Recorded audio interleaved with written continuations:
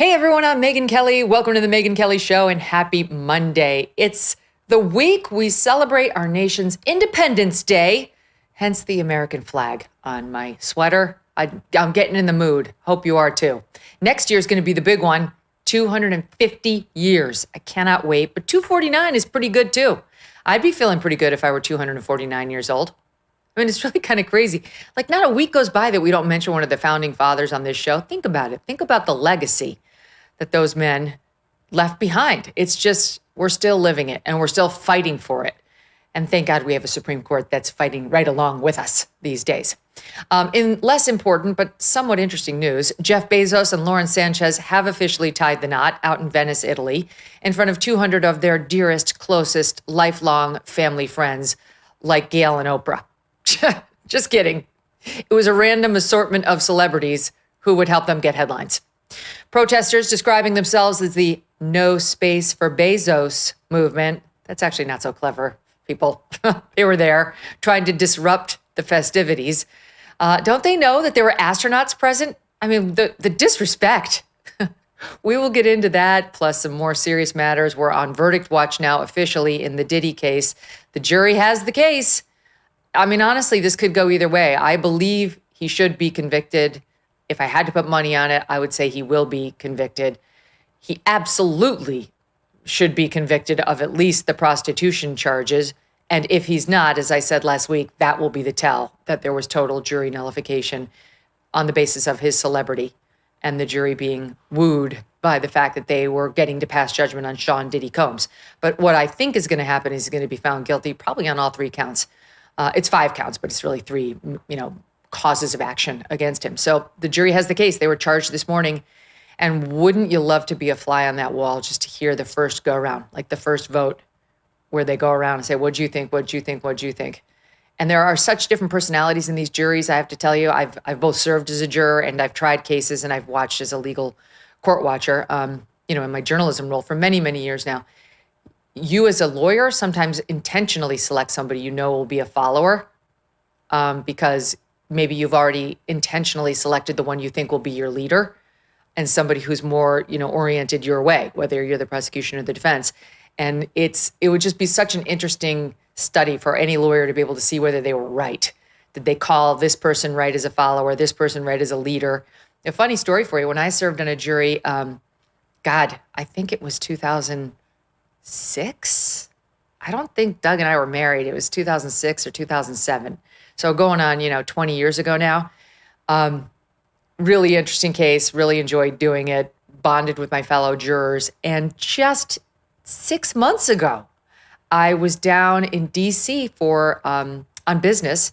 And there was a guy with me in the elevator and he was kind of looking at me. And, I never know whether it's just somebody who knows me from whatever, television or the show, or whether it's just a person who's curious. Anyway, the guy comes up to me after we get out of the elevator and he goes, "Are you Megyn Kelly?" I said, "Yeah." It was a guy I had served on the jury with all those years earlier. And we reminisced a bit. In any event, long-winded way of saying that jury's together and for the first time is getting to talk about these 7 weeks of testimony, 34 witnesses in a trial that has dominated the news now for weeks. We're on it for you. Also, we're watching this nutcase, Zohran Mamdani, take over the media. His tour is in full effect, coinciding with the boisterous end of, thank God, Pride Month. And there's a lot to get to with our friend Walter Kirn. Go and read his work at Walter Kirn, KIRN.substack.com. Don't miss a moment. Subscribe to this show on YouTube and follow me on Insta, Facebook, and X. If you're a homeowner, listen to this. In today's AI and cyber world, scammers can steal home titles and your equity is the target. Here's how it works. Criminals can forge your signature on one document, use a fake notary stamp, pay a small fee with your county, and just like that, your home title has been transferred out of your name. Then they can take out loans using your equity or even sell your property. So when's the last time you checked on your home title? Your answer is probably never. And if it is, you can check out Home Title Lock to see if you're already a victim of this. Use our promo code Megyn at HometitleLock.com and you'll get a free title history report and a free trial of their $1 million triple lock protection. That's 24/7 monitoring of your title, urgent alerts to any changes, and if fraud does happen, they will spend up to $1 million to fix it. Don't be a victim. Protect your equity today. Go to HomeTitleLock.com and use the promo code MEGYN. HomeTitleLock.com, promo code Megyn. Welcome back, Walter. Great to have you. I'm really happy to be here. Okay, so let's just start. I know this is a curveball, but let's just start with this ridiculous wedding that took place over this weekend, because these two were behaving like they thought they were royalty. They were, she did the balcony wave like she's a Maryland figure or a genuine British royal, blowing the kisses. And they had the ship, their yacht, which has its own yacht, carting them around with their massive amounts of foam dripping into the Mediterranean, which I'm sure is not eco-friendly. Too bad, because Leonardo DiCaprio was there. I'm sure he didn't approve of the amount being spent on the foam into the Med. And from what I can tell, Walter, almost no actual friends. They don't know Gayle King. They invited Gayle on that ridiculous space flight so they could get some news coverage on CBS. And now, because she did it, she's at the wedding? Oprah? They don't know Oprah. That's a lie, too. Oprah went and watched Gayle go up in this thing, so now she gets an invite? Why? Because she's a celebrity. Leonardo DiCaprio, I'm sure they're really tight with Leonardo. I'm sure it's Sydney Sweeney, the new toast of the town out there, because she's got these enormous breasts that everybody's obsessed with. How does she wind up there? If you told me it was like Zohran Sanchez's colleagues from the first news station she worked at, sure, that's normal. That's what a true friend would do, invite their lifelong friends. Or Jeff Bezos when he first opened Amazon. Yeah, okay, I get it. Even Bill Gates was there. I'll give him that one. Huge fellow tech titan. But this was meant to generate headlines and fawning coverage and accolades, and nothing better encapsulates that than the moment they got married, she wiped her Instagram clean and repopulated it with her Vogue magazine spread photographs and just the one post of Zohran Sanchez Bezos and their picture from Vogue. Give me a break. What does this say about us, if anything? Well, it was a Las Vegas wedding held against the backdrop of a civilized European city. And it should have probably been held in the Las Vegas version of Venice rather than the real version. Venice is a city of great commercial enterprise. It was a very rich city. All the ships of the world went out from Venice, and the banking of the world was centered there. So this is an attempt to take over with the new class the sort of old world charisma of this wonderful place. Everybody looked tacky. As you say, the guest list seemed to have been chosen by a PR firm. Where was his little league coach, his favorite professor, the guy who stuck with him, like you say, in the early days of business when nobody thought he was going to be a big deal? It was impersonal. It was tacky. It was expensive. It made a lot of money, strangely, for his nemesis, Elon Musk, because most people used X to tune into this thing. So he spent $50 million, and I think Elon made 50. But the great irony, and it's only known to somebody overeducated like me, is that the ruler of Venice and the great palace of Venice was called the Doge. Remember that? The Doge Palace, the Doge of Venice. Where have we heard that word? I think that Elon and Jeff are, as they are in space, engaged in a coded confrontation, competition with each other beyond all of our heads to be, the world's billionaire. And Jeff, after Elon had a rather unpopular run recently with some people and a very popular with others, Jeff has sunk to the bottom of that ranking as far as I'm concerned. I look at Zohran Sanchez and I think this is somebody who in another life, and many years ago in her life, I could have been friends with. She's a journalist. She's a helicopter pilot. She was, moving up the ranks in the journalism business. And that's great. I mean, that's somebody who I have got lots of friends in the journalism business. And then there's another strain of Zohran Sanchez, which seemed to be a person determined to marry or date her way into fame, a fame she was unable to achieve as a journalist, as a newscaster. No one knew who the hell she was. She wasn't famous. She didn't make it on any sort of national level, but she married some famous, or was with, I'm still unsure, some famous professional athlete. Then she married the co-head of WMG, the Ari Emanuel firm. Here's yet another one of her Vogue photos in her underwear. Because we all celebrate our weddings, Walter, by posing first our wedding dress, then in our underwear with just a peek of breast in the photo. Not sure how I celebrated mine. And then she traded up from that Patrick Whitesell into Jeff Bezos. And that, of course, was widely reported to be an extramarital affair by both Sanchez and Bezos, where they were both married to other people. And this is just a long-winded way of saying, I think something's happened to her. Like, she just kept wanting to trade up when it came to money and power and fame, and not coincidentally kept trading up, obviously, on the plastic surgery. Only by up, I mean poorly. She got connected with the Kardashians. Up and out. Yeah, up and out.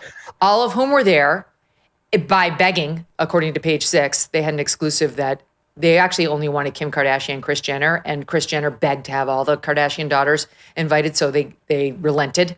But she, Zohran Sanchez, has clearly spent too much time with them now, because she's clearly gotten the weirdly skinny waist that no 55-year-old woman magically develops at 55, the enhanced, clearly, bottom, the overly enhanced breasts, the very bizarre looking face where it just gets like super, super bloated with, I don't know if it's filler or what it is, but like weirdly puffy under the eyes to where your eyes look like almost Asian, but you're not Asian. And then, of course, weirdly puffy lips that only their Kardashian doctor can give you that look porn starish, fake, and ghoulish. I mean, you look like a Mr. Potato Head. You no longer look human. So she spent too much time with these people, and she's morphed. I think chasing these false gods has gotten her to look like a morphed, just unrelatable plastic version of the beautiful woman who used to be there striving in earnest to make it on her own, but instead kind of sold out. That's how I see her. Anyway, you take it from here. She looks like a sex doll that you pump up with a foot pump, and she's been getting a few more pumps every few months.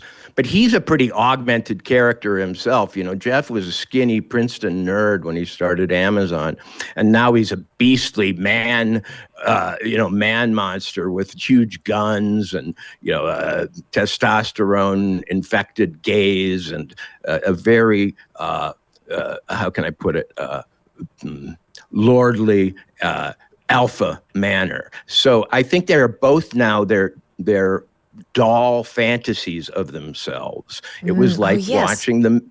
Yeah, it was like watching the marriage of two Mattel products. Man and boob woman. And will they be able to reproduce? Will they want to? That's the question, because if they do, they'll give birth to a child who looks like a human being and will gaze up from his crib at these, rather bizarre creatures that raised him. Will he want to be like them? Who knows? What do you make of the guest list? I mean, it was just so, I think back to when I married Doug, and it was my second marriage. So I didn't meet Doug until I was 35, and we got married when I was 37. Who was there? All my friends from Fox News, some of my lawyer friends, some friends from my childhood. That's who you invite.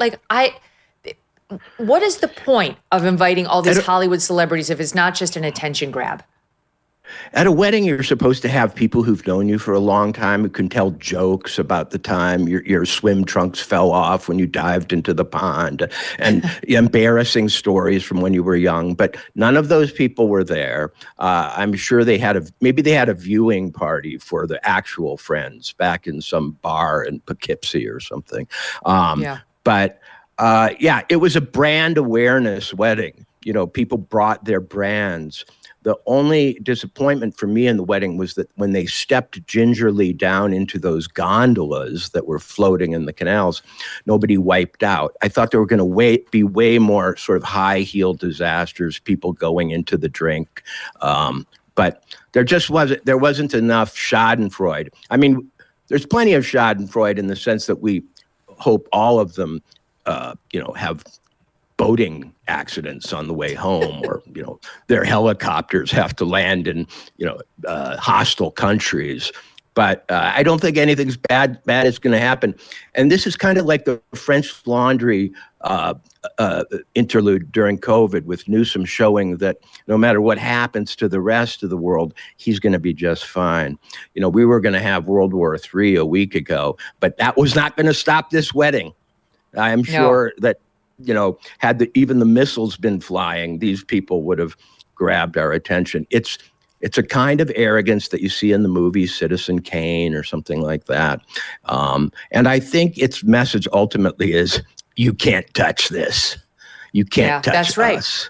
Well, that's how it feels. It's a very, very let them eat cake kind of moment at a time when half of these people are members of a party, probably all of them are members of a party that's lecturing us on how we have to get rid of the oligarchy, right? Like Leonardo DiCaprio with his environmentalist lectures.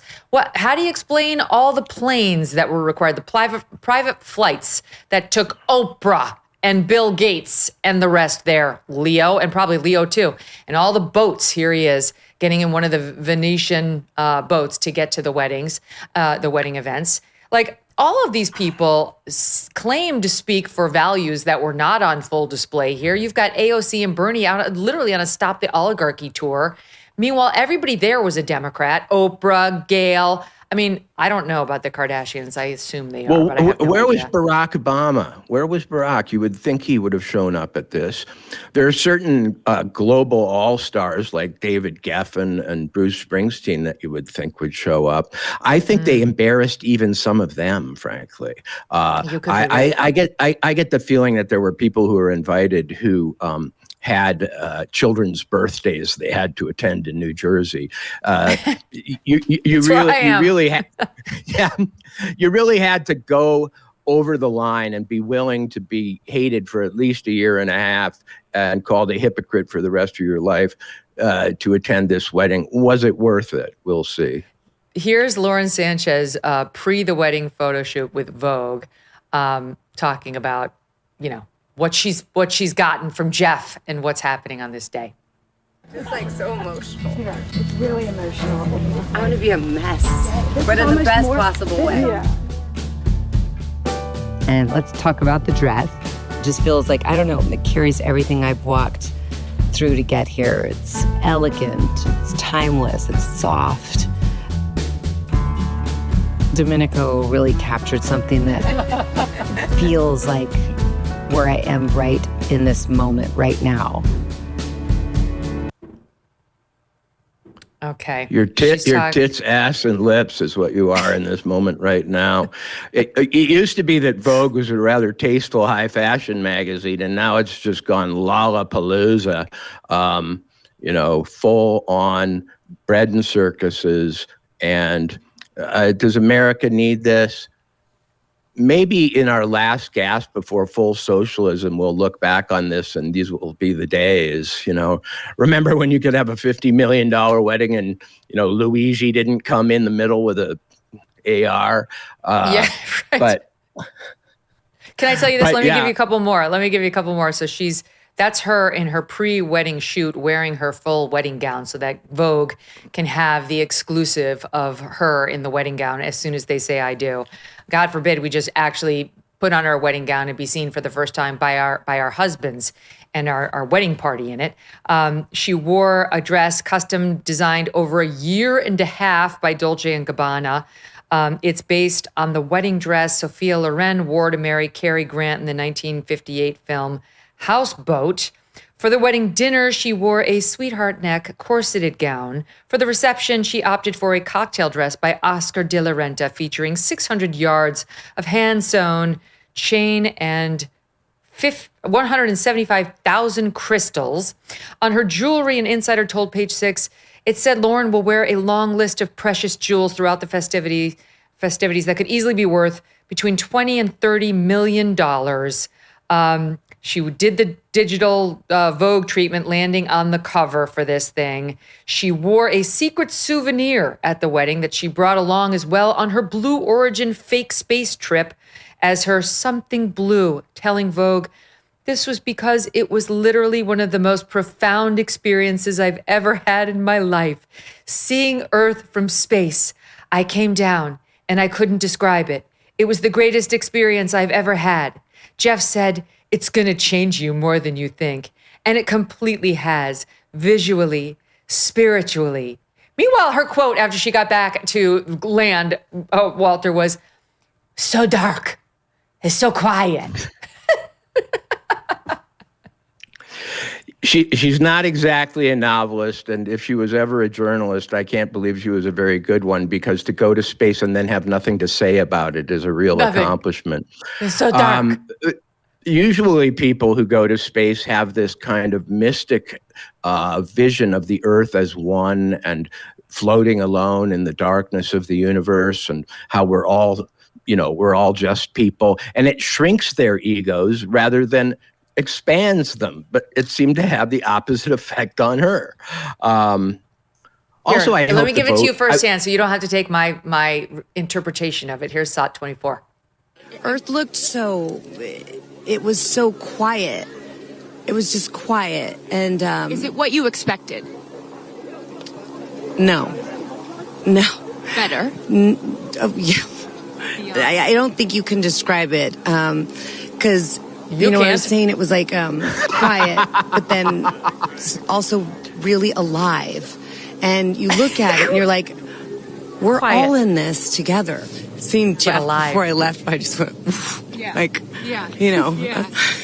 I had to come back. I mean, we're getting married. If I didn't come back, that would be a bummer for me. Only you, by the way, would say this to me. You said, Jeff, if you don't want to marry me, you don't have to send me to space. Don't have to send me to space. Oh my God. It's a miracle they found each other. When you go to space in science fiction, you age a little differently than the people on Earth and come back. She seems to have come back as an 8-year-old.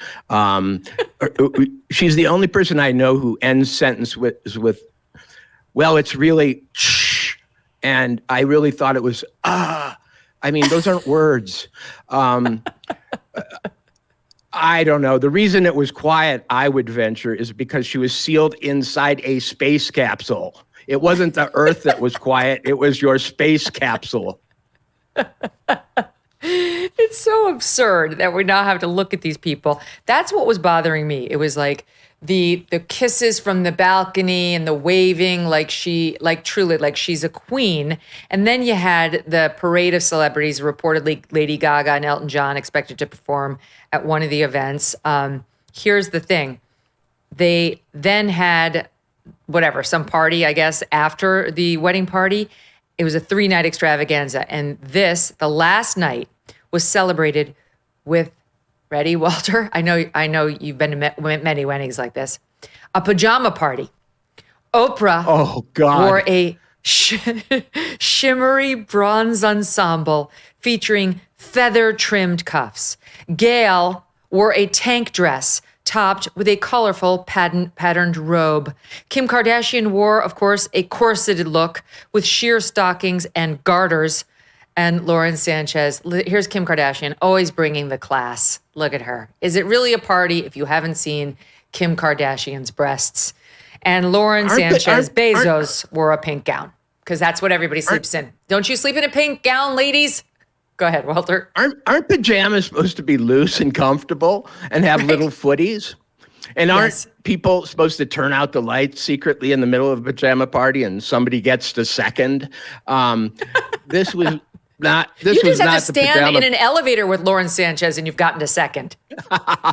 I hope, by the way, that the Vogue cover of her is their first 3D cover, because I don't think you can appreciate her figure without the 3D effect. They really regressed, didn't they? I mean, to a pajama party. Oh my gosh, I bet they were tossing pizza at each other. That's what they're trying to telegraph. We're just regular people now, and I'm going to wear my corset and my pink gown. Before the end of the show, I am going to go into my closet and I'm going to take out a pair of actual pajamas so you can see how actual people go to sleep. And there will not be a feather to be shown. And it does not involve a corset. Who the hell goes to sleep in a corset? What is this? Even the ladies of the 1700s didn't do that.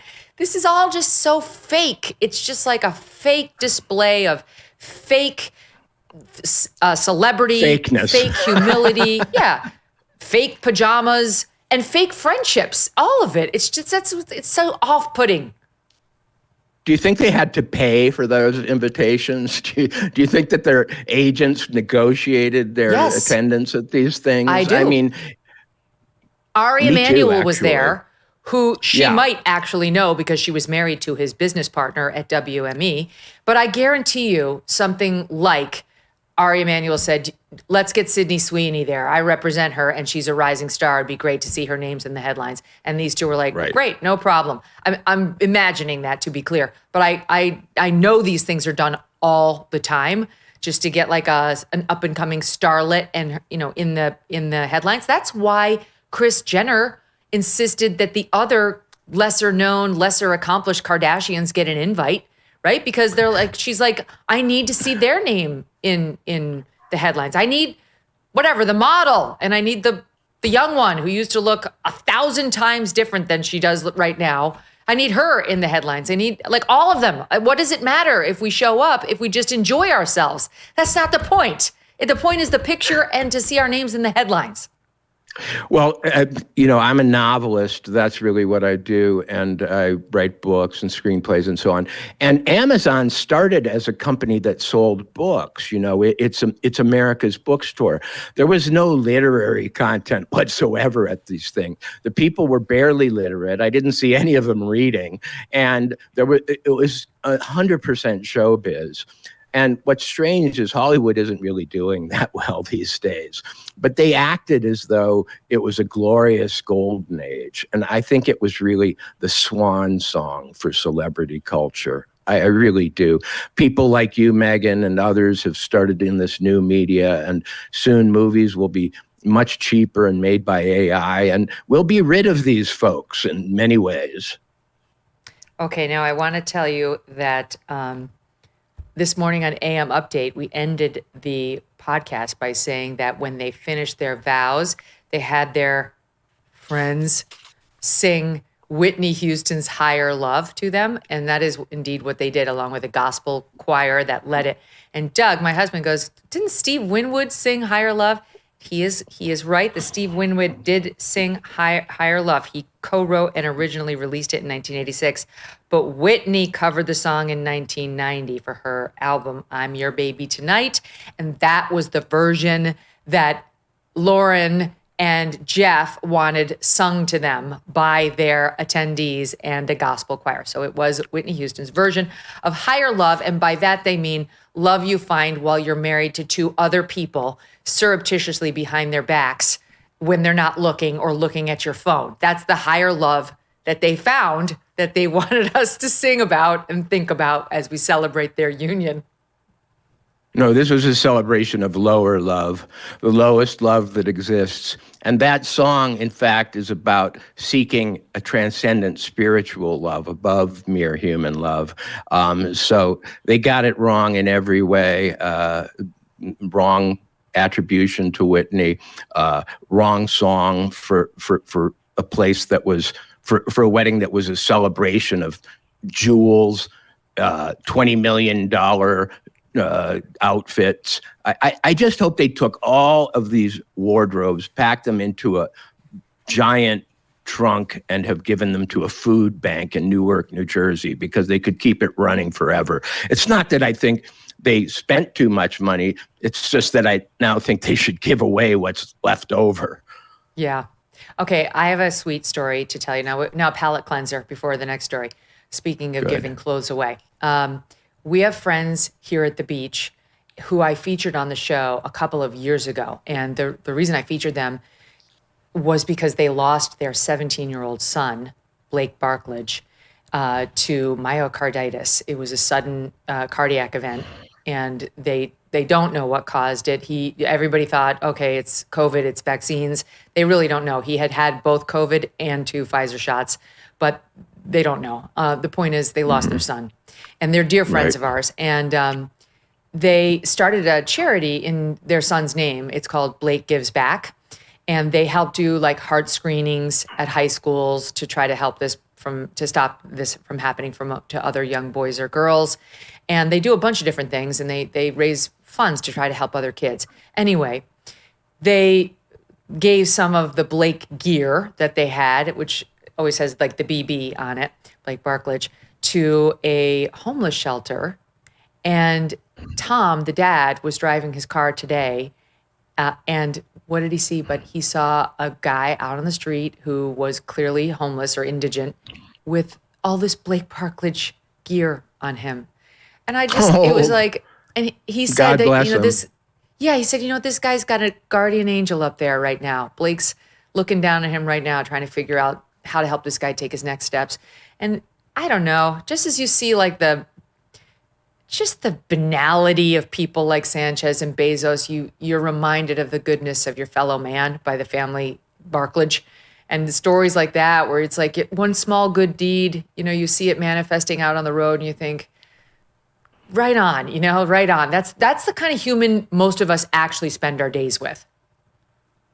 Yeah, it wasn't an inspiring example of human giving or human empathy, that's for sure. I don't expect to see a homeless person on the streets of San Francisco robed in one of these $5 million bejeweled pajama outfits. No. But you know what the final takeaway is that Donald Trump, thought to be the most garish, gauche, and vulgar American rich person, is now looks like Prince Edward or Cary Grant compared to these people. I mean, they have outdone him in the vulgar department by a factor of 10. Yeah, that's right. It does feel vulgar. But that's, it's so interesting because truly, all these people are Democrats, guaranteed they're Democrats. I mean, Jeff Bezos showed up at the Trump inauguration because he wanted access to power. I don't think there's any realistic chance he voted for Trump or wanted Trump or has voted Republican. He runs the Washington Post, for God's sake. Yeah, no, right, exactly. But I mean, he owns the Washington Post. If he actually cared about changing America in Trump's image or consistent with Trump's policies, would we have the Washington Post we have? No, we would not. So it's whatever. It's false. However, the Democrats, his party, I guarantee you that's his party, and the others who are there, from Leo to Oprah to Gayle, they're the ones who are telling us stop the oligarchy. They're the ones who just elected this nutcase as their nominee in New York, right? This Zohran Mamdani. They're the ones who are out there every day lecturing us about how wealth is bad and it needs to be taxed. Or the latest message by this Mamdani that has emerged is, he said on the Sunday shows, I don't think there should be any billionaires, while literally saying for the entire campaign that he just ran and won, we're going to tax all the billionaires. That's what's going to pay for my plan. I'm going to give all these free giveaways to all of New Yorkers by taxing the billionaires. And then he tells the CBS or the Sunday shows, where is it? Which one is it, Deb? That he doesn't believe there should be any. It was Meet the Press on NBC, Sat 1. You are a self-described democratic socialist. Do you think that billionaires have a right to exist? I don't think that we should have billionaires because, frankly, it is so much money in a moment of such inequality. And ultimately, what we need more of is equality across our city and across our state and across our country. And I look forward to work with everyone, including billionaires, to make a city that is fairer for all of them. So there you have it. Well, Well, there aren't going to be many billionaires left in your city, Zohran, so you're solving the problem merely by trying to get elected. A lot of them are moving to Palm Beach or wherever they can get out of reach of your tax man. Does he mean by them not existing that they shouldn't be alive or that they shouldn't have $1 billion? Right. And finally, the problem with Zohran is that he doesn't look like a guy who grew up on the street. Revolutionaries. He didn't. His parents are rich. Yeah, his mom's a film director. I'm sure he's gotten the best acting coaching since age 3, and that is part of his appeal. His father's a tenured professor at Columbia University, and he skipped the whole, remember when Lech Walesa overthrew the communists? He was a working man. He worked in a shipyard. Back when, in the days, American socialism was based in the labor movement, and it came from really rough guys who worked in factories and, did that kind of thing. Now it's socialism from the top. He might not be an oligarch, but he's been to many of their parties, I promise you. Yes. And look, his mom she's a relatively well-known film director who, according to him, was given the opportunity to direct, according to her, she says, was given the opportunity to direct one of the Harry Potter films, which has made something like, I don't know, $900 million. And he talked her out of doing it in favor of directing something that was more akin with like their values. And that made $20 million. So this is the guy who's going to be our economic steward in America's greatest city. Like, you know what? Why don't you forego the $1 billion film for the $20 million film because it'll make me feel good about myself. He's out there cosplaying like a third world person because he lived in Uganda for the first 7 years and then moved here. He's 33. This video of him eating with his fingers is circulating. Well, he's talking about how he understands the third world. I mean, literally his mother's, I think, got millions. Here, watch this. So the third holy grail of taboos in American politics, you have socialism, you have Islam, and then you have Palestine. And you are really going for the trifecta. Let's go, baby. Let's go. Tell me, why is Palestine a part of your politics? When you grow up as someone, especially in the third world, you have a very different understanding of the Palestinian struggle. So I don't know what's happening there, but somebody was defending him, saying he was using a piece of bread. He certainly looks like he is scooping his fingers into his food and shoving it into his mouth. And I actually don't really care if there was bread or not, but it's even worse if there's not bread. That's not how somebody who's an American eats, but it's him cosplaying third world person and understanding third world, even though his mother is this multimillionaire film director and his father is a chaired professor at Columbia. Well, Americans always want their cake and eat it too. They want to, lose weight without eating less. They want to learn in their sleep, and they want everything, in its impossible form. And now we want socialism from the point of view of a Nepo baby, which is the only way you could still believe in it at this point, because if you've actually lived it, like many of the refugees and migrants to America, he's the kind of politician that has caused people to emigrate to America, because leaders like him have impoverished the countries that they come from. They must be like looking at each other and going, oh no, not this again. So he is running. When he was running, he just won the Democratic nomination. As a reminder, the actual general election is 4 months away in November for the mayor of New York. But while running, he made clear that he wanted to divide the city in terms of race, that's how he was going to determine who to tax more, who was advantaged and who wasn't. And he was asked about this and his focus on whiteness when he went on Meet the Press. He's got a campaign platform that calls for the city's notoriously skewed property tax system, in which ritzy brownstones are hit at lower rates than homes and rentals in lower income neighborhoods, which even some of his Republican competitors have acknowledged could be a problem. Like it got this way through some wackadoodle policies. But even those who have been talking about this talk about it in terms of people who make a bunch of money shouldn't have a lower property tax than people who don't, right? But here's how he talks about it on his website.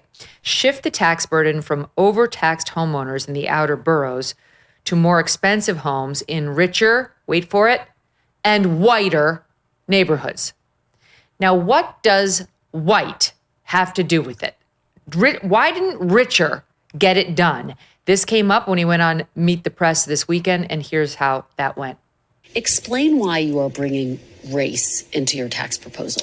That is just a description of what we see right now. It's not driven by race. It's more of an assessment of what neighborhoods are being undertaxed versus overtaxed. And I understand you're saying we're simply describing the types of neighborhoods that would see these increase in taxes. And yet, by invoking race, do you run the risk of potentially alienating key constituents? I think I'm just naming things as they are. And ultimately, the thing that motivates me in this is to create a system of fairness. So no plans to change that language on your website? The focus here is to actually ensure a fair property tax system, and that the use of that language is just an assessment of the neighborhood.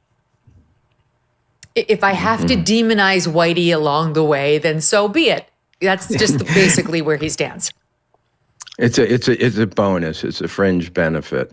If whiteness itself confirmed wealth, albinos would be the richest among us, but they aren't. And the truth is that if you look at statistics across the board in America, per person, white people are not the richest demographic.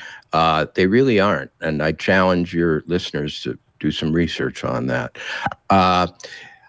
He's trying in all kinds of ways to be a mischievous revolutionary who we can love and hug and relate to, but he wants to signal at all times his absolutely most venomous and aggressive radical base. The other thing that he's been doing is allowing leaks, or I don't know if he's allowing them or if they're happening by themselves, of past positions, which are even more horrifying than the ones he's holding presently. And I think the strategy there is to make himself look like he's moderated somewhat. You almost expect to hear that at one time he wanted the New York Stock Exchange to be turned into a halal meat market for the homeless or something. And now he just wants to close it down. He's moderated. Well, look at this one. I don't know whether he's moderated on this one or not, but here is an explicitly communist principle that he embraced on this podcast in SOT 7. What the purpose is about this entire project, it's not simply to raise class consciousness, but to win socialism. And obviously raising class consciousness is a critical part of that. But making sure that we have candidates that both understand that and are willing to put that forward at every which moment that they have, at every which opportunity that they're given. We have to continue to elect more socialists, and we have to ensure that we are unapologetic about our socialism. There are also other issues that we firmly believe in, whether it's BDS, right, or whether it's the end goal of seizing the means of production. That was posted on X in 2021. It wasn't that long ago, but seizing the means of production, whoa. Well, first of all, why did he dress in a green Star Trek pajamas Very good question. Outfit in front of a portrayal of the planet Jupiter? I think he's trying to make us think he's the future and that he represents something that we can't stop, something that's coming for us. But he might be posing as Ketanji Brown Jackson put it in the Supreme Court case that dropped on Friday, Martians, quote, from another planet, as though she's not aware that Martians. Our native Martian population is one thing, but the ones that come from another planet. I got a secret. He's a bizarre character. He's an actor. He's been cast. He's a salesman. If he came to my door I would slam it because I would be sure that he wanted my credit card. If he wanted to marry a relative of mine, I would sit him down and question him on his prospects, because he's a little bit like the Music Man. He suddenly showed up in town with the answers to everything. And the simplest answer is that things should be free, and that our big problem is that they aren't. When he seizes the means of production, I wonder which institutional military force he's going to use, since he wants to lay off the cops. Is he going to seize it with, Antifa, or is he going to seize it with, these social workers with which he wants to replace cops? This is a disaster for New York, because New York is actually a very hardworking town. It's an entrepreneurial town. Every time I go there, Megyn, to stay in Midtown, I go on the Greg Gutfeld show. People are up at 4 a.m. putting out their food carts, cleaning up the streets, delivering furniture to office buildings, taking old furniture out of office buildings. And I wonder at how hardworking, how gritty, how commonsensical these New Yorkers are, trying to put away a few bucks, driving their cabs, driving their Ubers, delivering furniture, cleaning hotel rooms, all so they can get a step ahead. I don't think that those people, frankly, are his real constituency. He might talk about... No, they didn't vote for him. The working class didn't vote for him. Blacks and Hispanics didn't vote for him. It was white people who were rich, but not uber rich. It was like the top 4 neighborhoods that voted for him included Park Slope, Bed-Stuy, I can't remember the third.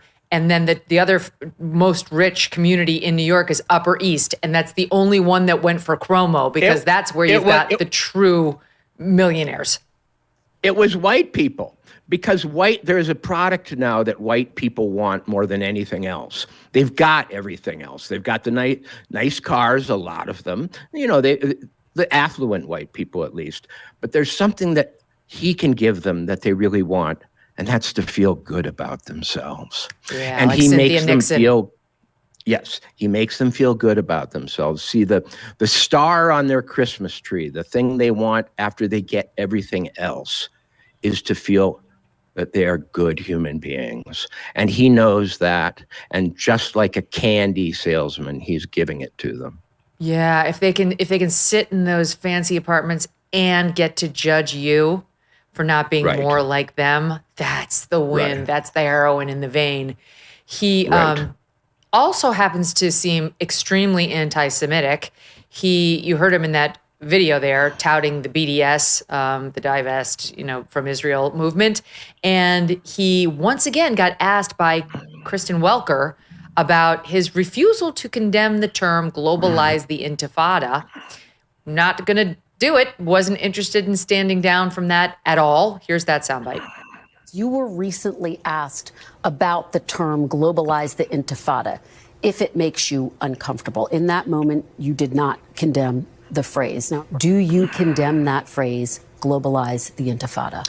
That's not language that I use. The language that I use and the language that I will continue to use to lead this city is that which speaks clearly to my intent, which is an intent grounded in a belief in universal human rights. Do you condemn that phrase, globalize the intifada, which a lot of people hear as a call to violence against Jews? I've heard from many Jewish New Yorkers who have shared their concerns with me. And I've heard those fears and I've had those conversations. And ultimately, what I think I need to show is the ability to not only talk about something, but to tackle it and to make clear that there's no room for anti-Semitism in this city. So why not just condemn it?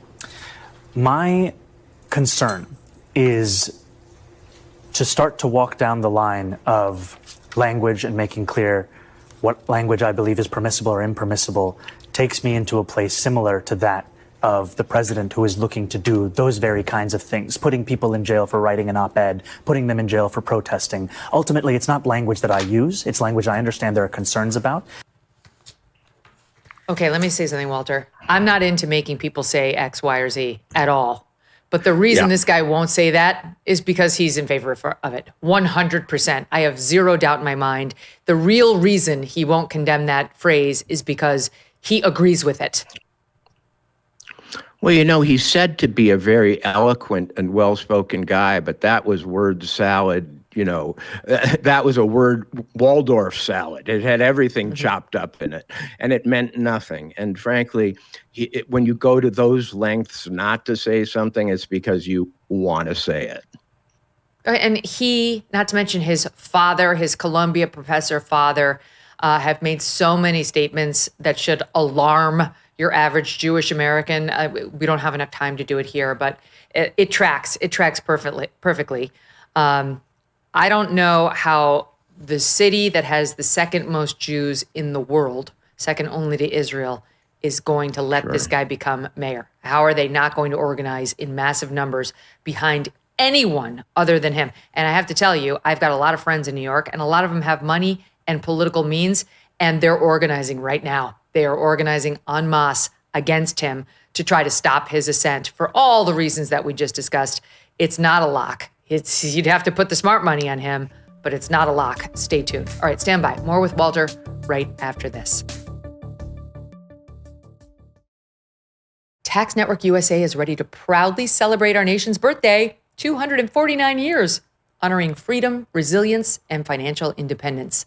To mark the occasion, they are offering 10% off all services through July 4th. If you are dealing with back taxes or you missed the April 15th deadline, don't wait. The IRS is rapidly stepping up enforcement. Penalties can add up, and quickly, up to 5% a month, maxing out at 25% of your total tax bill, just not for filing. That's on top of what you already owe. But there is some good news here. Tax Network USA can still help you turn things around. Whether you are self-employed, run a business, or your books are a complete mess, their team knows how to cut through the chaos and find solutions that work. Your consultation is always free, and getting ahead of the problem now could help you avoid harsh penalties, wage garnishments, or surprise bank levies. Call 800-958-1000 or just visit tnusa.com/Megyn. 10% off all services through July 4th as part of their celebration of our nation's birthday. Regain control of your finances with expert help from Tax Network USA. Just before we leave the topic of the Zohran Mamdani, who is apparently the future of the Democratic Party, David Friedberg of the All In podcast, very smart guy, had a different take on why he's become so popular within New York, and in particular, young people. It was young people who really helped drive him to the win and who seem to be his most ardent fans. And I think this bears listening to. Here he is. Kamala Harris is going to look like a conservative candidate pretty soon. It's really a revolution against the system that brought them to this moment. Because the promise that we gave in America, the American dream, was if you will go to college, you will graduate, you will have income, you will have stability, you will be able to buy a home. And what we did is we increased the government's role in making that dream possible. And in doing so, we created effectively a system where we gave unrestricted access to capital, which inflated the cost of education. People could go to school like Zohran and major in African studies and graduate with $200,000, $300,000 of debt and then never get a job. The guy has not had a real job. And this is the truth for 32 million young Americans. They all have what is called negative capital.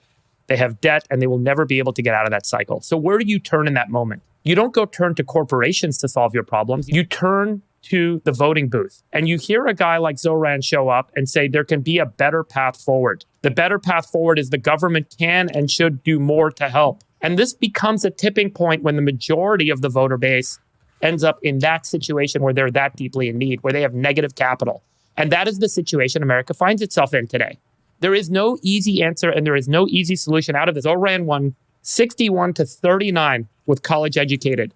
At the end of the day, young, college-educated white people elected this guy. And that is the beginning of a wave that will sweep over America.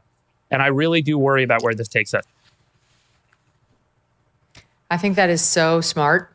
And it really does. The way we just keep upping the amount of loans you can get from the government to go to college, and then the colleges keep upping their tuition so that they're the only beneficiaries of all that, and then giving these useless degrees that people like Mamdani get, like majoring in African studies or women's studies, that will not lead to gainful employment, but will lead to a bunch of navel-gazing and growing hatred for oneself and possibly one's government and country, that then leads you to emerge by saying, actually, government is the answer, but as long as I'm at the top of it, private industry is the problem, or Republicans are the problem. And what really needs to happen is seizure of industries and me in charge so that people like me can finally make a living and have the American dream available to them as it isn't right now, because they were sold a bill of goods by these colleges, by the federal government that funds them to the nth degree, and by everybody who pretends that these useless degrees these people get are actually going to take them someplace or open certain doors. Your thoughts? I have 2 recent college graduate children who live in 2 of the most expensive cities in the U.S., New York City and Los Angeles. They are wonderful kids who studied hard and are working hard in good jobs. Those jobs are barely capable of supporting them in these cities.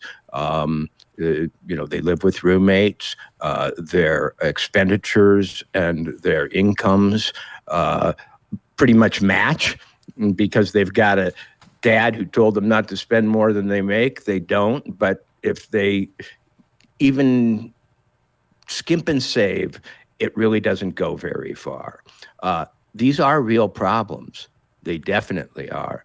Rents, underemployment, I suppose.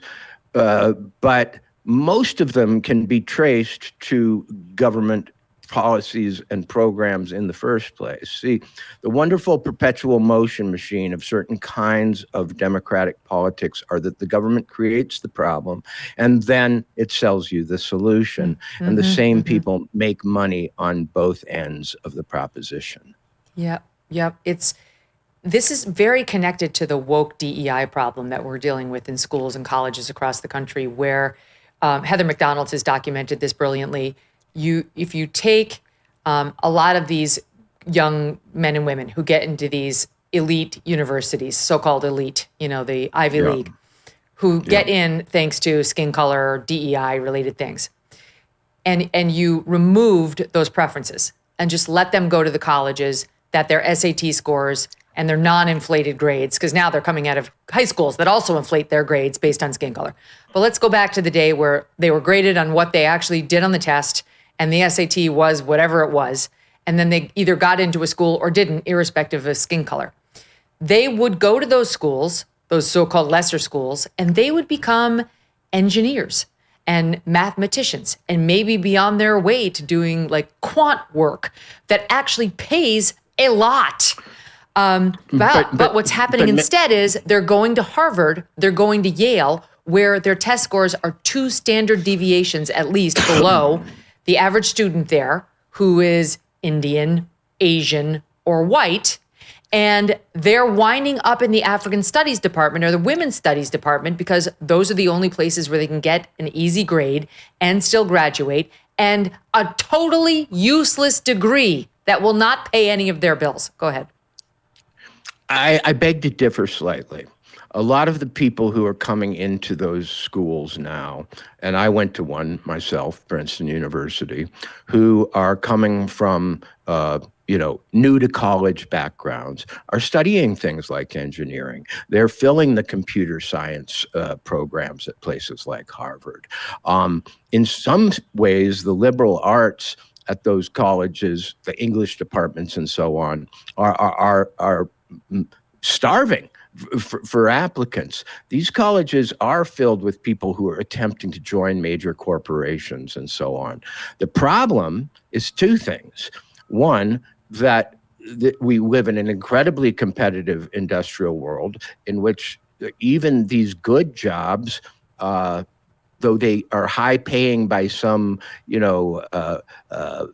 absolute standard, $150,000.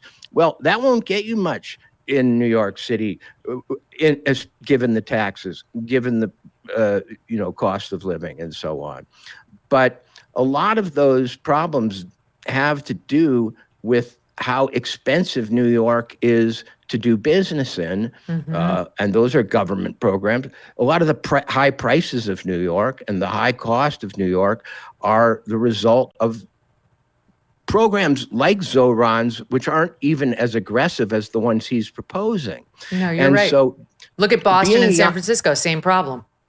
Yeah, being a young person in America is a really tough proposition these days, because even when you do the practical thing, even when you seek the professions that supposedly pay, you're in competition for housing and other things in a way that just doesn't allow you to get a leg up. And the solution to this that he proposes, which is a socialistic solution, higher taxes on those who have and so on. The problem with higher taxes is that you end up with less to tax because the people move away, the things you're taxing become less valuable, and it's kind of a vicious cycle. It's like burning the furniture to stay warm after a while. Eventually you run out of other people's money. You run out of other people's money, you run out of furniture. And I have a lot of empathy for the sensible young people of America, also those who have put themselves into huge debt. And one of the problems with student loans has been that you all that money goes to the university. They're able to charge higher and higher prices. Megyn, I had a student at an Ivy League college during COVID who we were paying, $80,000 a year for, and he was getting Zoom classes that were recorded because the college was closed for a year. Oh my God. These places are raking it in, and their students are given these high expectations, and that's the other problem. They come out with incredibly high expectations. They think that somehow, having graduated from these places and having good initial salaries and so on, they're going to be able to save. But their inability to save has something to do with factors that aren't adjustable by taxation. And the problem he's addressing is a real one, in the sense that there are people struggling, even those who shouldn't be struggling, given their aptitude and their accomplishment. But he is going to make it worse. That's what I see. And he's what promising. Friedberg says. Friedberg thinks that the solution in part should be the government should get out of the business of providing loans for college. The free market would take over. Now you've got Wall Street evaluating whether you are a good risk or a bad risk, and they will necessarily start defunding schools that don't take anybody anywhere and degrees that don't take anybody anywhere. And they'll be a lot more discriminating in figuring out who is a good bet and which program and which major is a good bet. I mean, that'll raise a whole host of other problems. But I see his point. What happens every time is the government just keeps increasing the number of loans you can get. Then the colleges increase the tuition that they're going to charge you. You get absolutely no additional benefit, but you have to pay back all those loans eventually. The university gets richer and richer. And then the university feels good about itself in some of these cases because they let in a DEI candidate who otherwise couldn't have gotten in. And they don't really give a shit whether you wind up with a job or not. They get paid either way. Right. And so many jobs in America are basically make work these days. At a lot of these universities, they have more administrators than they do students. And then at a lot of corporations, the human resources department and the other sort of bureaucracies within the company that don't actually add to the bottom line are sucking up vast amounts of money. And those expenses are distributed throughout society. And we live in a world which is expensive in a lot of ways because it's not productive. It appears to be productive, but a lot of it's being sucked into a black hole of rule making and rule administering. And then, as I say, in these big cities, rents are incredibly high from millions of regulatory and other reasons. Well, mostly government handout programs. Yeah, and also because they're consolidating, outside of the very big cities, a lot of the housing in America under giant corporate, not to be a revolutionary myself here, but, when BlackRock is able to buy up 60% of the housing in a certain area, it makes it very hard to compete. When half of the apartments are being rented as short-term housing or Airbnb. It makes it hard to get a start. What America needs, and Trump is a populist too, is a populism that has some common sense to it and looks at all the causes and includes the government among those causes, and includes the regulation of the financial industry, which has run a bit amok in a market where it probably shouldn't be. It probably shouldn't be that international capital is governing the ability of Americans to get a first home. And those are regulatory we haven't even touched problems. on the illegal problem too, which is all these big blue cities that we're mentioning are also funneling millions upon millions toward illegals when it comes to housing, healthcare, and other public benefits that who pays for that? It's not free, as Zohran Mamdani would have you believe. It comes from the workers, the actual citizens, the people who do get up and drag themselves out of bed every day, sometimes go to jobs that they can't stand because they're responsible and they wouldn't dream of letting somebody else, much less the government, cover for their bills. But they get stuck paying the bills of these other freeloaders who aren't even supposed to be here. Well, I made a joke to a young New Yorker the other day who was complaining about whether he would be able to afford to live there under Mamdani. I said, you might not be poor enough to live in New York City. In other words, at some point, it will be the poor who have the advantage of all sorts of payments, discounts, programs, and so on.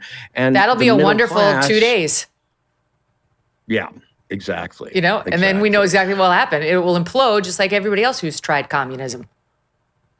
Yeah. But chasing employers out of the city is really, it may cause rents to go down, but it will cause a lot of other things to go down with them.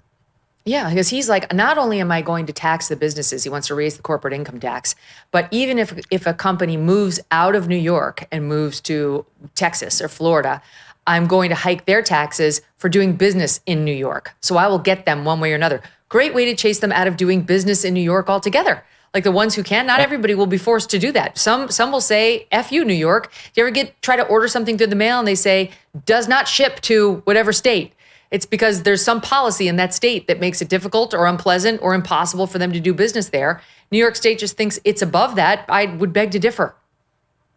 And there's a tax that isn't financial. Let's call it the stress tax or the quality of life tax. I visit New York every few weeks, as I have for years for business. So I get to see it, in a staggered way. And the quality of life has deteriorated there. The street scenes are rougher and more volatile. The expectations about crime and so on have fallen. You just don't expect the safe, civilized city that you did in the past. And if you're willing to go through all the struggles, financial and career-wise, to stay and make it in New York, but you add this extra layer of just hassles and dirt and pot smelling on every corner and rats, more rats than you've ever seen in a city. And after a while you go, the mental tax is too much. And under Mamdani, I have a feeling it's going to be a more chaotic, a dirtier, a less pleasing, and less peaceful city. And that could be the difference. Yeah. Just to zoom out for a second, New York, which we're talking about, has 5 boroughs. I'm trying to remember the song that they taught my kids in preschool when they were little New York children. It was like, the Bronx, Brooklyn, in Manhattan. Don't forget Staten Island. Anyway, whatever. There's 5 boroughs of New York City. The 5 boroughs of New York City. Okay. The Bronx is part of New York. No question. It is one of the 5 boroughs. Westchester is a Tony community just north of New York City, in between New York City and Connecticut. Westchester has got a lot of very well-heeled communities like Bronxville. That's where, I guess I shouldn't say, but somebody very famous who runs a very big sports organization lives and has raised his children. All sorts of lovely little pockets there. One half of it is on the water, the Hudson River, and overlooks that. And then on the other side, you kind of walk up and there's more water. Anyway, there's a beautiful little town called Yorktown Heights in Westchester. It's not the fanciest of Westchester towns, but it ain't the Bronx by any measure. And the reason this is relevant is because a congresswoman who you may know as Alexandria Ocasio-Cortez has been telling us for years that she is from the Bronx. And recently she had a fight with President Trump over tweet, text, truth, whatever. And she played tough and said, "Oh, don't you mess with me. I'm a Bronx girl. And we eat Queens boys for breakfast," because that's where Trump was raised, in the Queens. And respectfully, AOC. Well, that's real cute, except she only lived in the Bronx until she was age 5, when at best you're in usually kindergarten, maybe first grade. And she spent the rest of her childhood, 1 through 12th grade, in Yorktown Heights, which is Westchester. And by any measure, it is richer, nicer, and more white collar than the Bronx, with all due respect to my friends in the Bronx. She's pretending to be a Bronx girl because she wants this to be part of her origin story, the same way as she wants now to be called Alexandria Ocasio-Cortez. Meanwhile, everyone knew her as Sandy Cortez when she was growing up. And her lies are coming to the fore. So, among other things, Benny Johnson, who's hilarious, and he's a great Twitter follow and has a great show, went to Yorktown Heights just to take a look and to talk to some folks there about AOC and what Yorktown is like and so on. And now some of her schoolmates, separate and apart from Benny, are weighing in on her claims. I'll get to the Benny thing in one second, but there was a piece in the New York Post talking about how she's embarrassing herself. She's embarrassing herself now with this Bronx girl claim.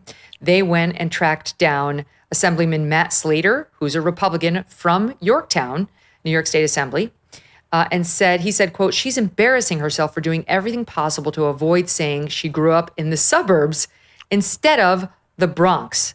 What she said now that people are starting to look at whether she's a Bronx girl, which she's not, is, quote, "I'm proud of how I grew up, and I talk about it all the time. My mom cleaned houses and I helped. We cleaned tutors' homes in exchange for SAT prep." She went to Boston University. Again, she's like Mamdani. She wants to, he's picturing himself eating with his hands like he's fresh off the boat from someplace. And she's talking about how she's been cleaning houses her whole life. Meanwhile, she grew up in Yorktown.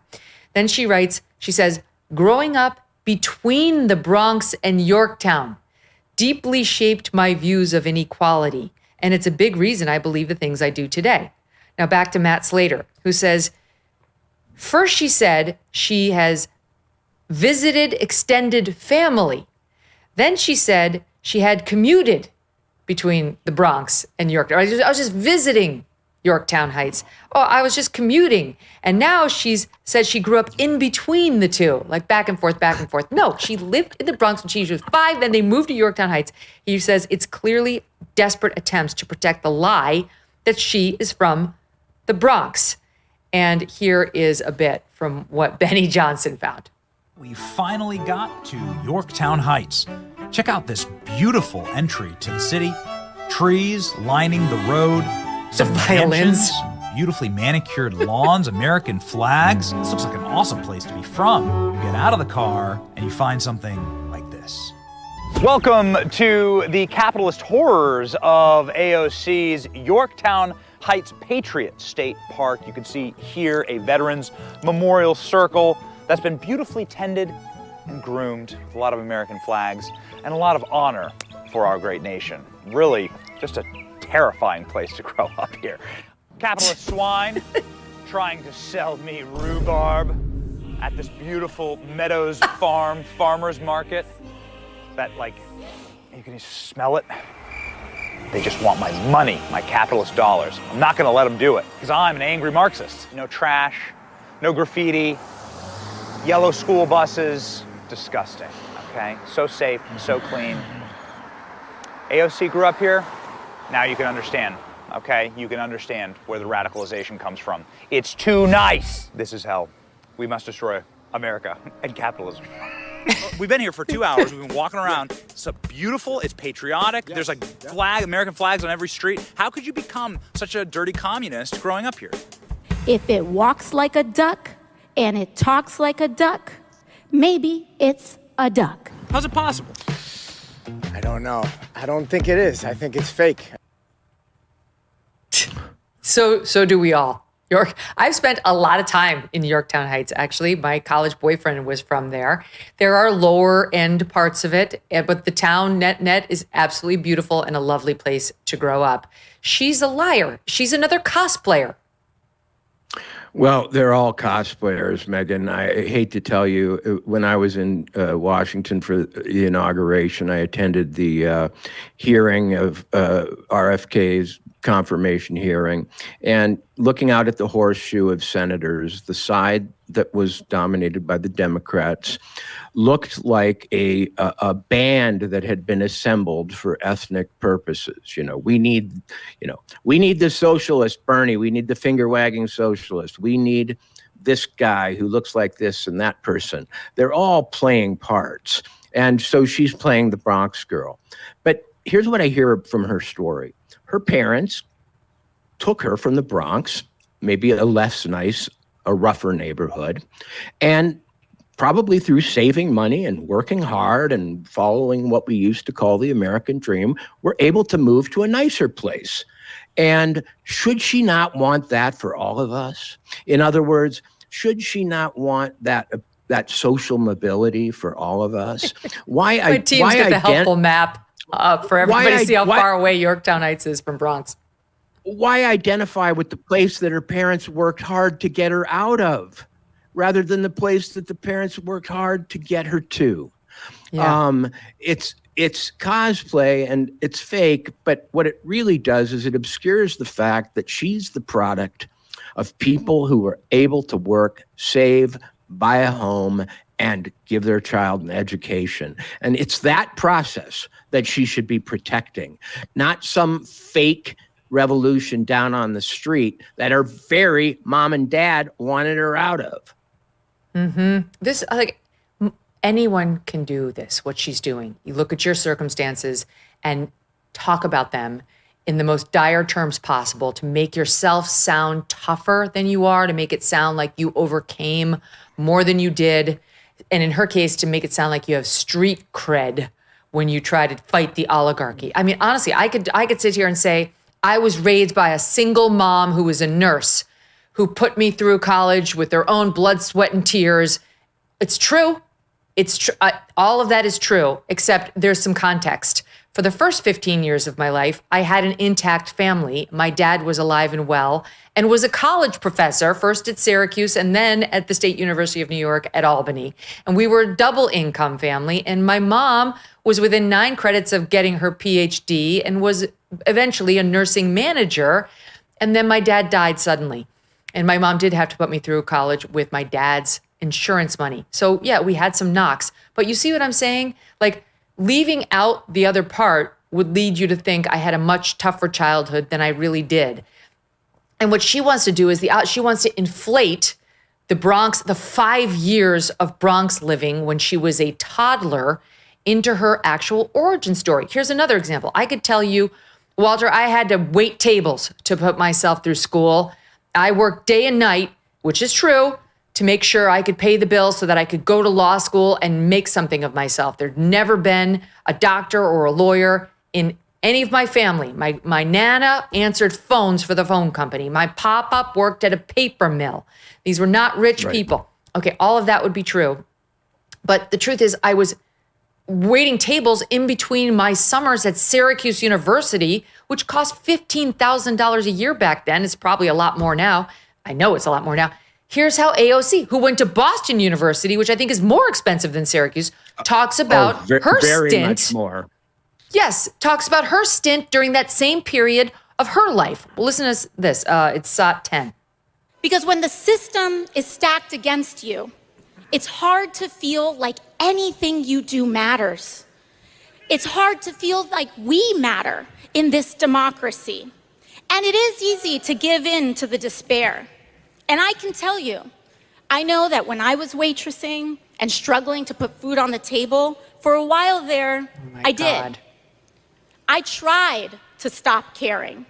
I tried to just keep my head down, work my shifts, and accept that this is just how things are.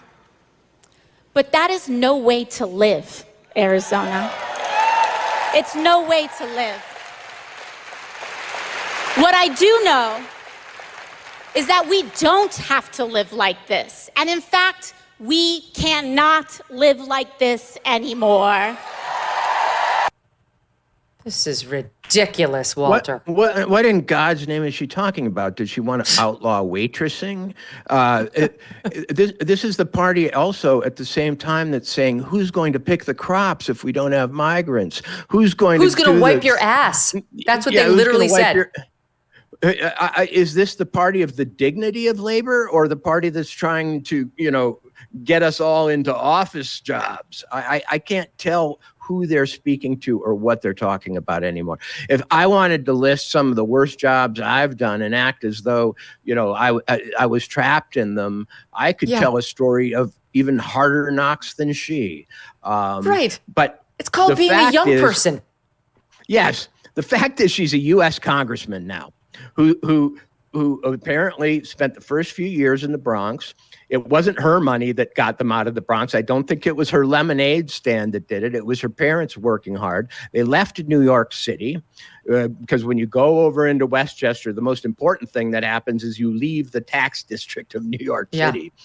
And so they went to a nicer neighborhood. Their child went to a private school in the capital of American East Coast academe, Boston, and she's now a congressman. Can't she be honest about her arc and her narrative, which is that of being lifted on the backs of hardworking parents who obviously saved, obviously wanted the best for their child, and then using education and other things, maybe her natural talents, let's say, and even doing a little waitressing, she ended up a U.S. congressperson. That is not an indictment of the American system. That should lead to a celebration of it. And we should be looking to make sure that the system that allowed that for her will allow that for others.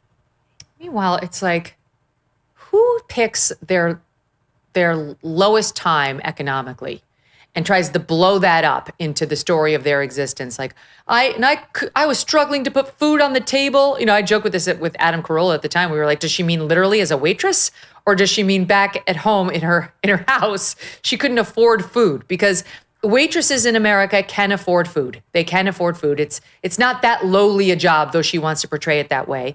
She also wants all this credit. She was a bartender. There's no tax on tips. I was a cocktail waitress. You know what, AOC? The bartenders made a lot more money at that bar than the cocktail waitresses. So she was above me. So technically, I'm the one with despair in my past. I'm the one people should feel sorry for. I'm the one who got screwed by this. This is an absurd way of looking at being a young person. That's what she's calling back on. Everyone's poor in their 20s unless they came from a family with privilege. And that's a very, very small percentage of Americans. I taught English as a second language to new migrants in a Times Square business school for $10 an hour out of Princeton University, okay? $10 an hour in the Globe School of Business, teaching Central American migrants to speak English. And I worked at a school that was supported by the government. And one day I came in and said, the kids aren't showing up for class and I don't have enough textbooks and so on. And they said, all that matters is that you take attendance. All that matters is that you mark them present. I said, well, they're not present and I'm having a hard time teaching. And they said, but if you mark them present, then we get the payment from the government for their participation in the school because our real client is the government. It was a real lesson in how you can be trying to do the right thing and you can be trying to help people and so on. And a government program didn't even care if they had textbooks, and the school didn't either. It just mattered that I marked them present so that they could get that big whopping check in their name. And no one got educated. But as I say, it was in my 20s and it was $10 an hour and I had to wade through Giuliani Times Square to get there. I mean, stepping over. Those are some rough years. Yeah. She wasn't even born then. Okay, I think I've remembered this song from the kids' preschool. There are 5 boroughs of New York City, 5 boroughs of New York City, 5 boroughs of New York City, and I can name them all. The Bronx, Brooklyn, Queens, Manhattan, don't forget Staten Island. Bronx, Brooklyn, Queens, Manhattan, don't forget Staten Island too. Okay, sorry, I had to get that out. There are only 5 boroughs of New York City. Yorktown Heights is in Westchester, which is not one of them, AOC. Last point on her. You know, she's also got the code switching, which really just means fake accents. Mamdani too. Mamdani, depending on what audiences he's in front of, he does like his urban accent. He does his Indian accent. He does his more like white feet accent. It depends on who he's in front of. And so does AOC. She dials up the Puerto Rican, the Latina when she's in front of the right group. And she's really giving me with this like fake origin story, Hilaria Baldwin vibes, who pretended she's from Spain when she too is from Boston and a very Tony suburb there. I had to resurrect this clip because she also does the fake accent thing. Married life is really nice. You know, it feels different. You know that. So please, leave my family in peace and let this all play out. She's whiter than I am. We have, how do you say it? Cucumbers. Aceite de oliva. We have olive oil. And we have some vinegar.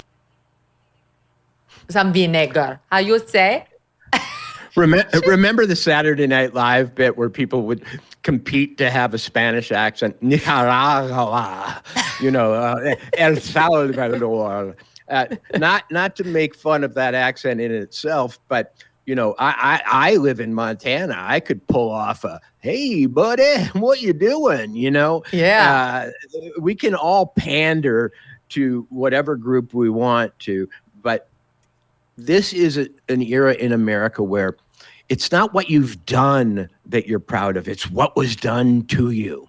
And all these people want to pretend that something was done to them and they won't have it and they don't want it done to you. She had to wait tables. And it is an upside down way to look at life in a democratic and economically mobile society. We should be celebrating achievement. We should be celebrating mobility. We should be celebrating education and saving and all of these virtues and building families. And yet we're stuck on this. This is the worst day of my life. And this was the worst year of my life. And this was the country time they were mean. sucks. And this was the time they were mean to me. And this was the time I was unfairly discriminated against. And this concentration on all the insults and difficulties and victimization experiences you've had will get us exactly nowhere. I know, it's amazing. This Mamdani is a rich, spoiled kid, and she is from Westchester. Why can't people just be honest? Okay, more with Walter after this. We'll bring you the latest on the insane Pride Month celebrations. They got in just under the wire. Today's June 30th. They had to get the most outrageous, obscene, disgusting antics out there. What would Pride Month be without them? Stand by. You know how much my family and I love our dogs. Yes, even Strudwick. I cannot imagine life without them. They have a great life, but some dogs are not so lucky. And that's why I'm so glad to tell you about Delta Rescue, the largest no-kill care-for-life animal sanctuary in the world. They have rescued thousands of dogs, plus cats and horses too. They provide all the animals with shelter and safety, and most of all, love. And they've been doing it for more than 45 years now. Delta Rescue relies solely on contributions, and giving can bring tax benefits too. Speak to your estate planner about how you can grow your estate while helping animals in need, and check out the estate planning tab on their website to learn more. We love our Thunder and Strudwick, but would like other dogs who need love to find it too. Visit deltarescue.org today to learn more. That's deltarescue.org. Parents, too many kids today are not learning the real history of America. Schools are pushing revisionist narratives or skipping over key ideas altogether. That's why the Tuttle Twins' America's History books are so important. These story-based books bring our history to life, the good, the bad, and the inspiring, so your kids can understand not only the truth about our founders and the Constitution, but also the ideas and values that made this country great. Give your children the education they deserve. Don't wait. Go to TuttleTwins.com/history right now and grab your set of America's history books. If we don't teach the next gen what really happened, no one will. Visit Tuttle, Tuttle, twins.com/history today. So, Walter, it's Pride Month. Today's the last day, thank God. And in New York City, which is always over the top, it's the 55th anniversary of the Pride Parade. The theme of this year's parade, Rise Up, Pride in Protest. I guess that's against Trump. Whatever. There's been a noted drop in corporate sponsorship via NBC. They've experienced a dip in about $750,000 in sponsorship. So that's big. Almost $1 million got clipped because people are not into Pride anymore, and corporations are having to answer for it when they get behind a event like this, in which, I mean, so many disgusting things happened, like a trans person wearing devil horns twerking on a police officer while holding a cross and a sign that reads Mary Magdalene. Turning Point's got this on camera. Let's show it. Listening audience, it's exactly what I just said. It's disgusting. The cop is maintaining his cool, and this obvious man with fake boobs is twerking, shaking his butt in the face of NYPD's finest, who somehow is maintaining his professionalism. This is disgusting. This is why, if I were a member of the LGBTQ community, I would say, please, for the love of God, cancel these proceedings. I'll give you one more before I toss it to you. This is a viewer warning. It's actually really offensive stuff that we're about to play for you to hide the children. It's church ladies for choice who are singing that God is a dyke. And that's the least offensive part of what you're about to hear. Stand by. Here it is. God is a dyke. Send her Victoria, Mary and Gloria, chill liquid on the floor with God is a dyke. Okay. I don't even want to clarify for you what they were singing, but it's very graphic and it involves oral sex and God. I'm not sure. This doesn't really represent the LGBT people I know, but they do it every year. So I live in a little town, Livingston, Montana, that has a 4th of July parade that people come from all around for, all over the state. It's usually actually held on the 2nd of July to begin the rodeo. And for years, children are thrown candy from floats and so on.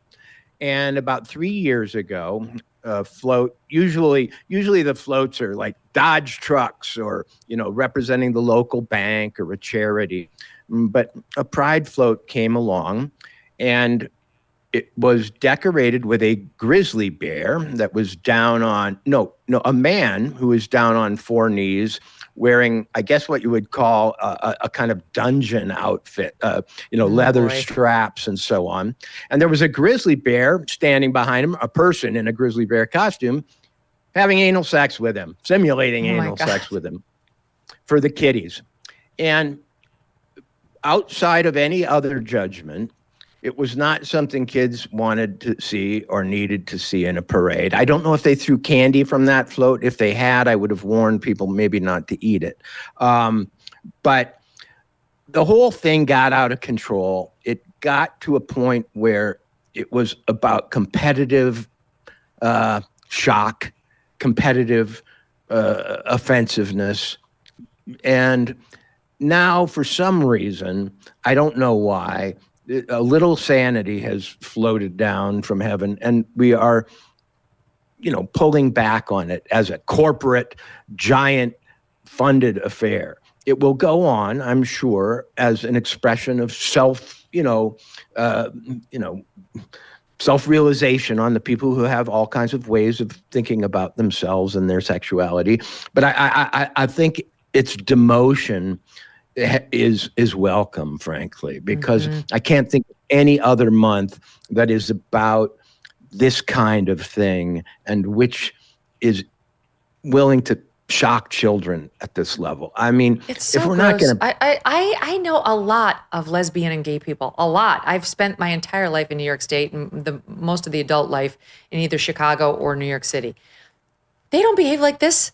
They're as disgusted by this behavior as you and I are. They're not like, then look at this one. This is from, hold on a second. I want to pull it up. Lesbians in Washington Square Park in Manhattan exposing their breasts with little girls standing there, right there. Like, show your tits off to the under 5 set. That'll be super fun. This is absurd. Way to bring a bad reputation to lesbians everywhere. Then you go up a little north of New York to Toronto. You know, we've got Canadian Debbie here to bring us what's happening in Canada. It's not good. There, the activists are walking around completely naked at their pride parade. We had to blur it. Well, it came to us blurred. But totally naked, male dudes walking down the street, and people are clapping. People have brought the family to stand and clap at the ding-dongs walking down the streets of Toronto. And that is supposed to make us want to embrace, you see, the LGBT community, Walter. First of all, I wouldn't want to see a straight pride parade, okay? I don't know that the celebration of bold sexuality in the streets is something that we need to do in general. A straight pride parade in which guys with, offensively exaggerated sex organs are taking on pneumatic Sanchez-like Bezos brides in their undies. I wouldn't want to see that either, to be honest. So I don't know what it really has to do with LGBTQ. It just, the bedroom as a public spectacle, and especially the bedroom, which involves a lot of straps and harnesses and other things, isn't one thing that I want to walk out my door and see. And I thought the whole idea of gay rights was to bring being, having a different sexuality to parity, to equal, in some ways, legally at least, and culturally even, the heterosexual so-called norm that preceded it. But this isn't doing that, because this isn't something that I ever saw heterosexuals doing. So they didn't. Like, why does it have to be? What you're equal. really saying is being gay or lesbian, we'll put trans to the side for now, means you're a deviant. Like you want like truly like deviant, gross behavior around you all the time. You really want to show off your ass and your vag and your breasts to children. That's a lie. This is what kind of parade you'd put on if you were a bigot and you wanted to unfairly represent the LGBT community, right? This is what I would put on if I wanted to smear them, make everyone loathe them, and not want to support them. But they put these on themselves. Well, maybe the point has been proved. Is there such a thing as having proved your point and moving on? I mean, and the circus element of it is one thing. But the fact is that legally and in many other ways, these rights battles have been won. And there is a new set of laws and set of sensibilities and sensitivities in society. Can the point now be proved so that we can move on to something more, I don't know, aesthetically pleasing, less divisive, more peaceful, less confusing to children, and just generally, I don't know, more civilized? Mm-hmm. Of course, there was the piece showing Zohran Mamdani jumping up and down while holding a trans flag at the New York City Pride Parade, hanging out with Tish James, just to put that cherry on top of the sundae. I want to end with this. There is a reporter who says he writes for the New York Times, NBC, the Washington Post, the Atlantic, the Guardian, among other places. I guess he went to Columbia. He mentions that here. Says he's a health and science reporter, and his name is Benjamin Ryan, who tweeted out this Pride Month, misgendering is cruel and rude, no matter how many edge cases or straw man arguments people cannot come up with to try and assert otherwise. In response to which I said the following, and I stand by it, and I want you guys to remember it. It is not rude or cruel to say what's real and true, or to refuse to participate in another person's delusion.